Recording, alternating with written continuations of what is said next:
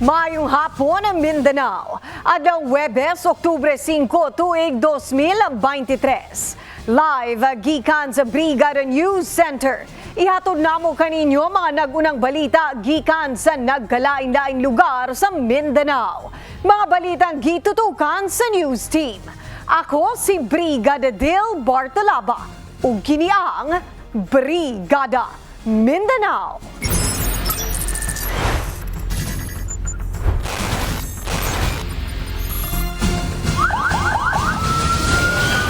Mas palauman pa sa kapulisan.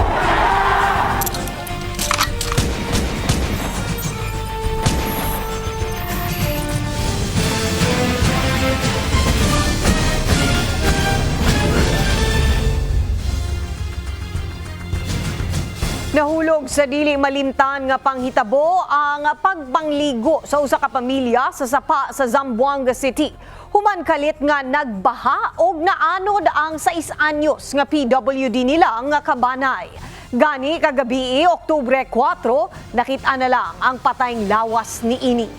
Ibrigada mo, Marco Polo Muta. Hindi na isalba ang buhay ng isang batang persons with disability na karaang malunod sa biglang pagbaha na naganap noong Martes ng hapon sa East Coast area dito sa lungsod ng Zamboanga. Kinilala ng pulis ang biktima bilang si Daud Soto, 6 na taong gulang at residente ng Abon Drive, Barangay Sangali dito sa lungsod ng Zamboanga na nalunod sa gitna ng pagbaha sa Sitio Siginan, Barangay Bungyao. Ayon sa ulat ng otoridad, tumungo ang kaanak at ang biktima sa Sitio Siginan Presa sa nasabing barangay upang magbanding at maligo sa tabi ng ilog. Ngunit sa kasamaang palad, dakong 2:00 ng hapon ay biglang bumaha at natangay ang nasabing biktima. Napag-alaman na hindi makakalakad si Daud dahil sa nasabing kapansanan, kaya hindi nito naisalba ang kanyang sarili. Sinubukan sagipin ng ama ang kanyang anak, ngunit sinasabing lumalalim na ang tubig baha at halos umabot na sa lagpas tao, kaya tuluyan nang natangay ang nasabing bata dahil sa malakas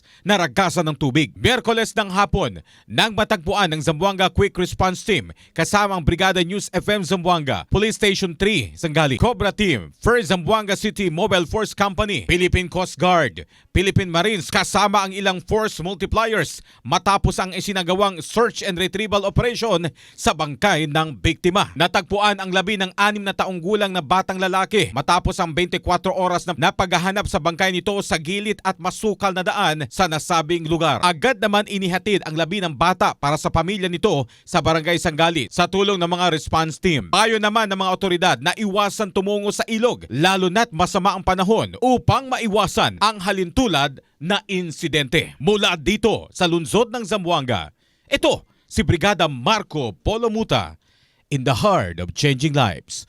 Brigada News. Nagkaguliyang ang mga magtutudlo, estudyante ug mga residente sa sitio Green Valley, Barangay Nalus, Kiamba, Sarangani Province. Human nakadungog og sunod-sunod nga pagbuto sa armas. Sa pamahayag ni Lieutenant Colonel Dennis Almorato, tigpamaba sa 6th Infantry Division, walay engkwentro nga nahitabo tali sa kasundaluhan ug mga armadong individual. Gipabutan lang sa mga wala mailhing individual ang ilang temporaryong patrol base.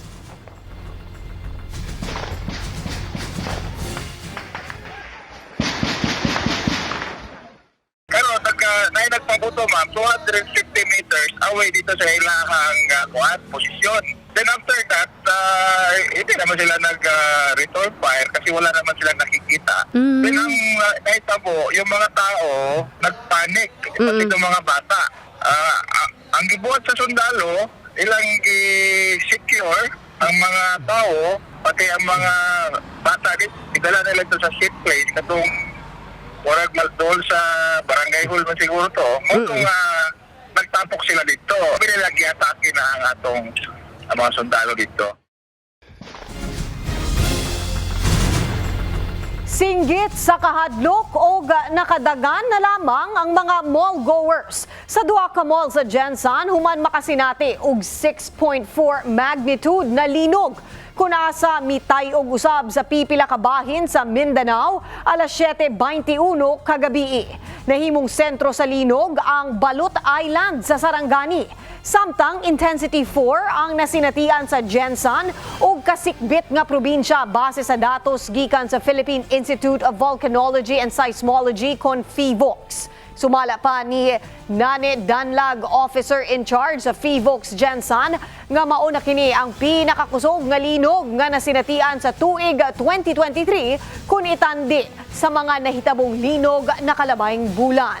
Base sa pinakaulahing report sa PHIVOLCS, 5 ka mga aftershocks ang natala sulod sa 4 ka oras. Samtang base usab sa report gikan sa City Disaster Risk Reduction Management Office kun CDRRMC Jensan, walay natalang damyos, gawas na lamang sa mga na-report nga crack nga nakitaan sa duha ka dagkong mall sa Jensan. Padayon usab ang gihimong assessment sa mga concerned agencies kalabot sa makusog nga linog.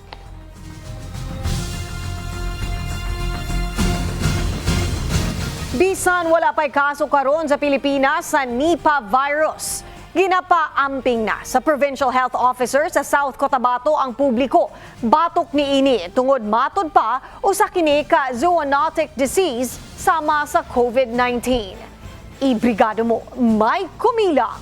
Ginakabig nga isa ka zoonotic disease ang Nipah virus nga unang napagkit sa pungsod India. Inanggin pahayag ni Dr. Rogelio Atordide Jr., Provincial Health Officer sang South Cotabato sa interview sang 95.7 Brigada News FM Cornedal Kunsarin sa pagkakaron wala pa sang dapat nga kabalakan ng publiko angot sa pag-ibwal sang Nipah virus.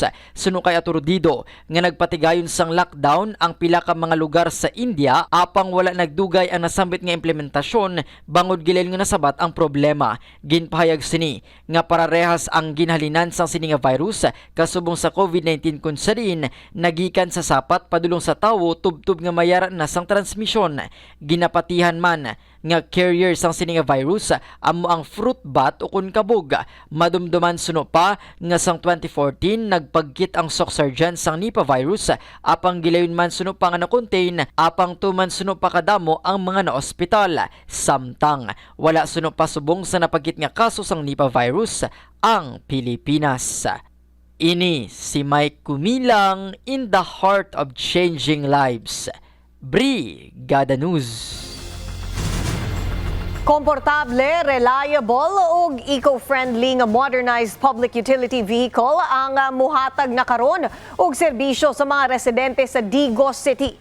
Human miabot na ang napulo ka unit niini nga nagsugod na og biyahe sa probinsya sa Davao del Sur. Ibrigada mo, Deno Tolentino. Nagmalamposo ng gipaygayon nga modernized public utility vehicle launching kagapon sa hapon didto sa usa ka mall dinhi sa Dakbayan sa Digos, Davao del Sur. Una sa formal nga gisugdan ang pagbiyahe sa napulo ka mga bagong unit sa modernized public utility vehicles nga adunay duwa ka ruta. Mao ang Barangay Zone 3 to Tacol Magsaysay, via Hagonoy and Matanaw and vice versa. Ug ang ruta nga Barangay Zone 3 Upper Bala, Magsaysay Road and vice versa. Sigon pa sa labaw sa public utility vehicles modernization program sa Rion 11 nga si Engineer Roner Victor N. Panigon nga sa karon napulo ka mga unit ang nadawat sa Davao Sur Transport Cooperative ug madugangan pa kini ka pulo ka unit sa umabot nga panahon depende sa pagpadagan sa nasampit nga kooperatiba. Dugang panini nga dako ang benepisyo ngadto sa mga commuter sa maong sakyanan tungod sa mga modernong mga himan niini. Aduna kini CCTV camera sulod sa sakyanan ug adunay GPS nga mo'y makahatag og seguridad sa mga pasahero. Kuna sa haom musab kini sa panultion sa public utility vehicles modernization program mao ang CARE nga ang buot pasabot mao ang comfortable, accessible, reliable and eco-friendly nga mga unit nga mahimong magamit sa modernong transport vehicle dinhi sa probinsya sa Davao del Sur. Nag-launch ta og modernized public utility vehicle units diri sa province of Davao del Sur, specifically diri sa Digos City sa duha ka ruta, namely Zone 3 Digos City to Upper Bala Magsaysay, 5 units, og Zone 3 Digos City to Tacol Magsaysay via Hagonoy Matanaw, 5 units, so a total of 10 units by the Davao Sur Transport Cooperative. Ang tingog ni Engineer Ronel Victor N. Panigon. Kini si Brigada Dino Tolentino in the heart of changing lives, Brigada News. Dugang pang mga balita sa pagbalik sa Brigada Mindanao.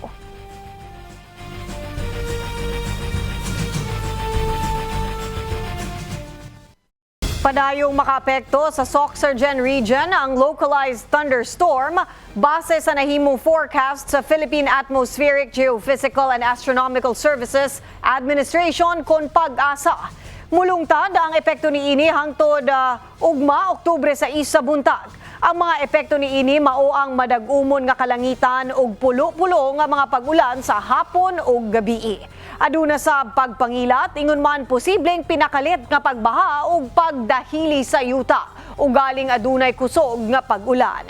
Hinay ngadto sa tama-tama lang usab nga hangin ang masinatian nga magikan sa amihan ngadto sa silangan.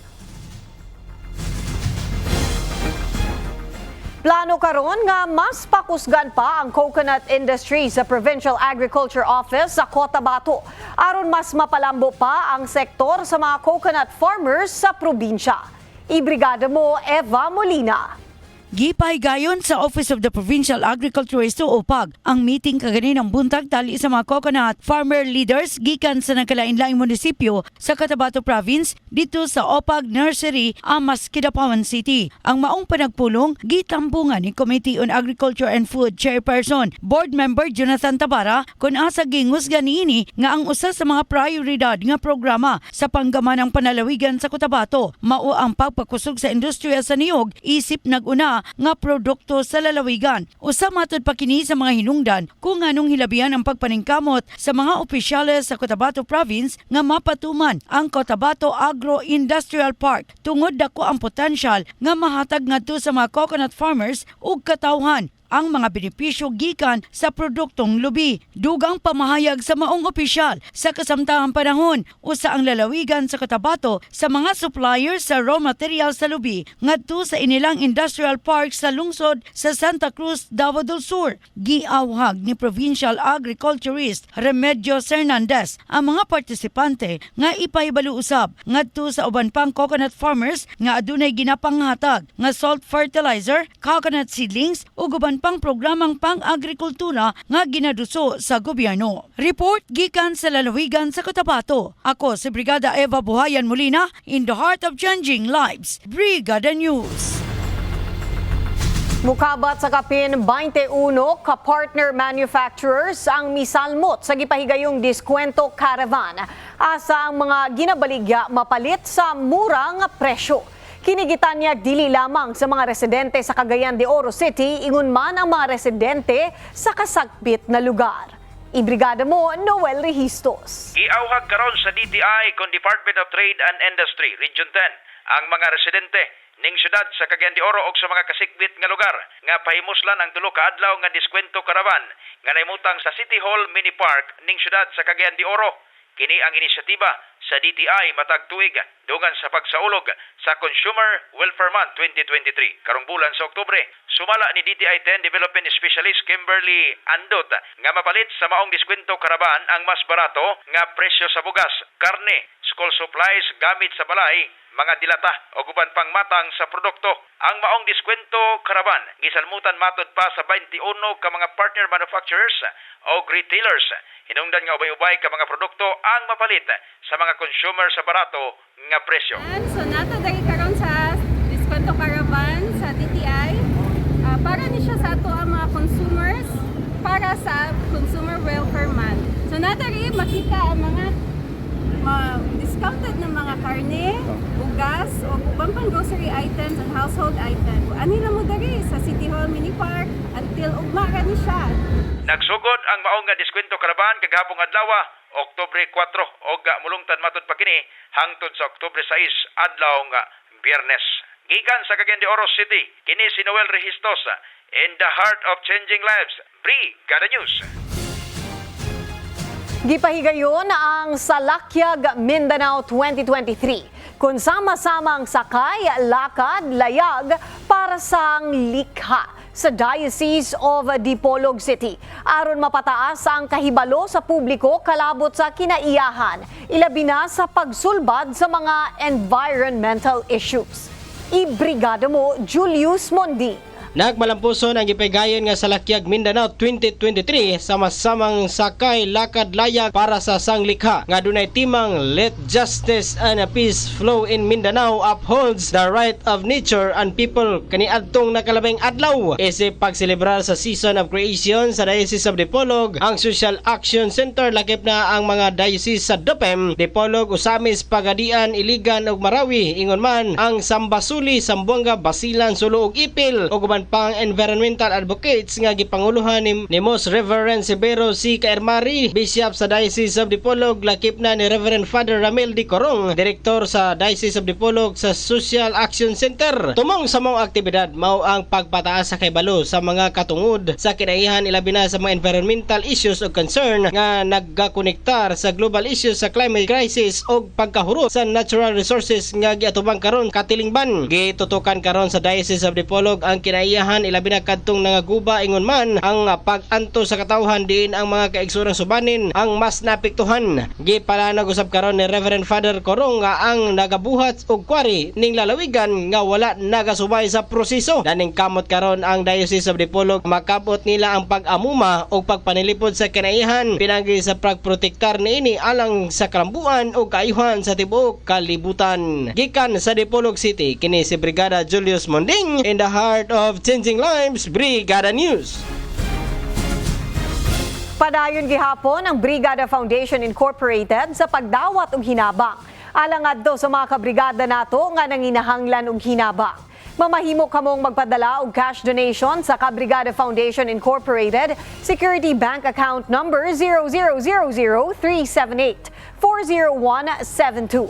Ug alang sa in-kind donations, ipadala kini sa Brigada Complex nga nahimutang sa NLSA Road, Barangay San Isidro, General Santos City. Sa mga gustong mahimong Brigada Volunteer, pwedeng mudangop sa estasyon ug magpalista. Mga kabrigada, una pa man ta mahuman sa atong programa, amo ang ginatimbaya og happy birthday ang broadcast manager sa Brigada Media Group na si Sir Christian J. Bentayo. Happy birthday! Happy birthday! Ug mga kabrigada, 81 days to go na lang. Pasko na!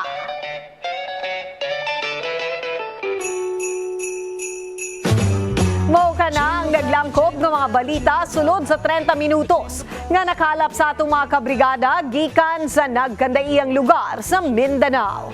Mga balitang 24 oras nga gironda sa atong mga kabrigada. Sa makausapa, ako si Brigada Dil Bartolaba in the heart of changing lives. Ug kini ang Brigada Mindanao.